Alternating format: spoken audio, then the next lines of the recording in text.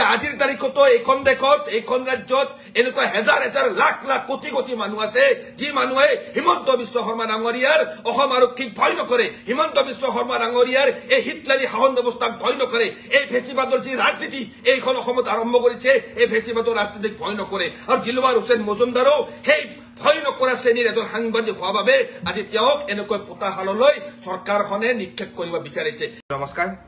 আজি সদৌ বিটিচি সংখ্যালঘু ছাত্ৰ সন্থা এবিএমছৰ ফালৰ পৰা ৰঙিয়া প্ৰেছ ক্লাবত আমি ততাতৈয়াকৈ এই সংবাদ মেলখন আহ্বান কৰা হৈছিলে আৰু এই সংবাদ মেলখনত আপোনালোকে আমাৰ আমন্ত্ৰণ মৰ্মে আহি উপস্থিত হোৱাৰ বাবে মই এবিএমছৰ সভাপতি হিচাপে আপোনালোকক ধন্যবাদ আৰু কৃতজ্ঞতা জ্ঞাপন কৰিছো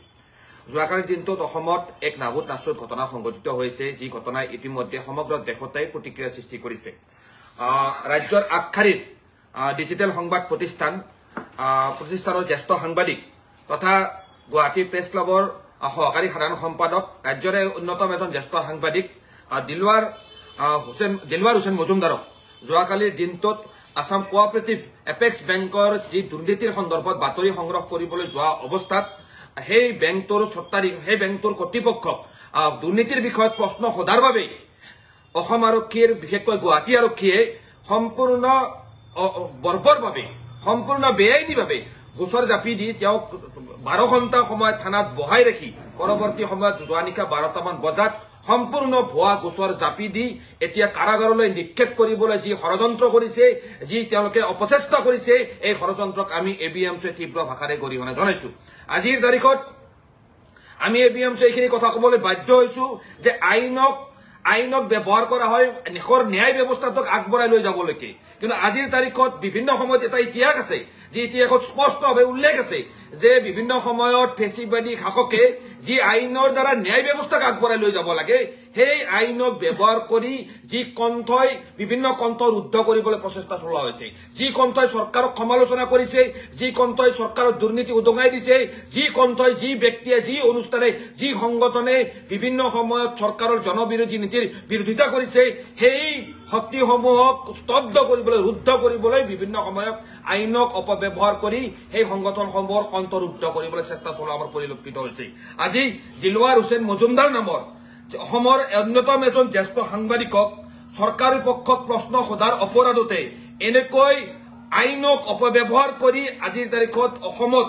যি এক সাংঘাতিকভাৱে অগণতান্ত্ৰিক বাতাবৰণ সৃষ্টি কৰিছে এই ঘটনাই সাংঘাতিকভাৱে এক ভয়াৱহ অশনি সংকেত ভয়াৱহ ভৱিষ্যতৰ আগজাননী দিছে আজিৰ তাৰিখত আমি ক'বলৈ বাধ্য হৈছো যে গণতন্ত্ৰৰ চতুৰ্থ স্তম্ভৰ ওপৰত অসম চৰকাৰৰ আজ্ঞাবাহী অসম আৰক্ষীয়ে যি পোনপটীয়াভাৱে আক্ৰমণ কৰিছে এই আক্ৰমণৰ দ্বাৰা আচলতে ভাৰতৰ সংবিধান আৰু গণতন্ত্ৰ সাংঘাতিকভাৱে দুৰ্বল হৈ পৰিব আৰু এই ঘটনাৰ দ্বাৰা দিলৱাৰ হুছেইন মজুমদাৰক সম্পূৰ্ণ অকৰ্তৃত্বশীলভাৱে বেআইনীভাৱে অবৈধভাৱে অসম আৰক্ষীয়ে গ্ৰেপ্তাৰ কৰা যি ঘটনা সংঘটিত কৰিছে ইয়াৰ দ্বাৰা ভাৰতৰ সংবিধানৰ আৰ্টিকেল 19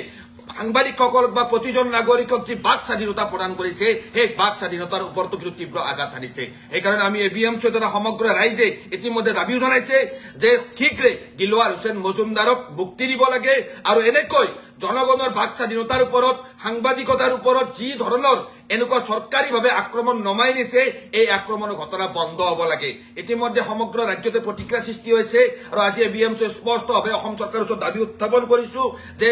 অসমৰ জ্যেষ্ঠ সাংবাদিক অসমৰ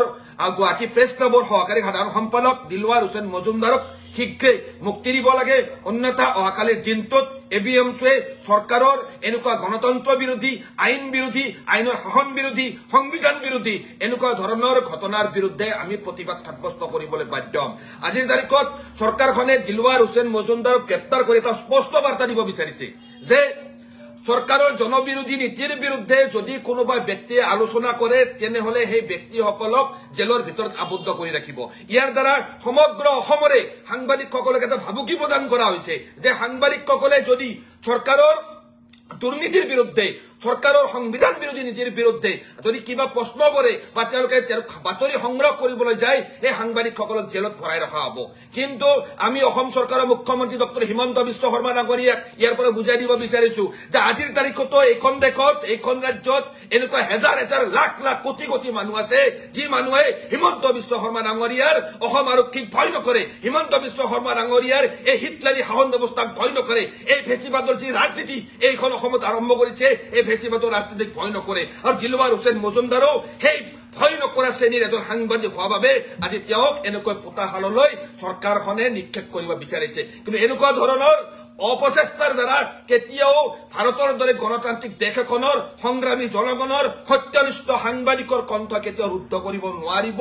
এতিয়াও আমাৰ দৰে ব্যক্তি এবিএমচিৰ দৰে দল সংগঠন বা বিভিন্ন স্বতন্ত্ৰ দল সংগঠন এইখন অসমত জীয়াই আছে যি দল সংগঠনে দিলৱাৰ হুছেইন মজুমদাৰৰ দৰে এনেকুৱা ব্যক্তিসকলৰ কাষত থিয় হৈ সজোৰে প্ৰতিবাদ সাব্যস্ত কৰিবলৈ আমি সাজু আছো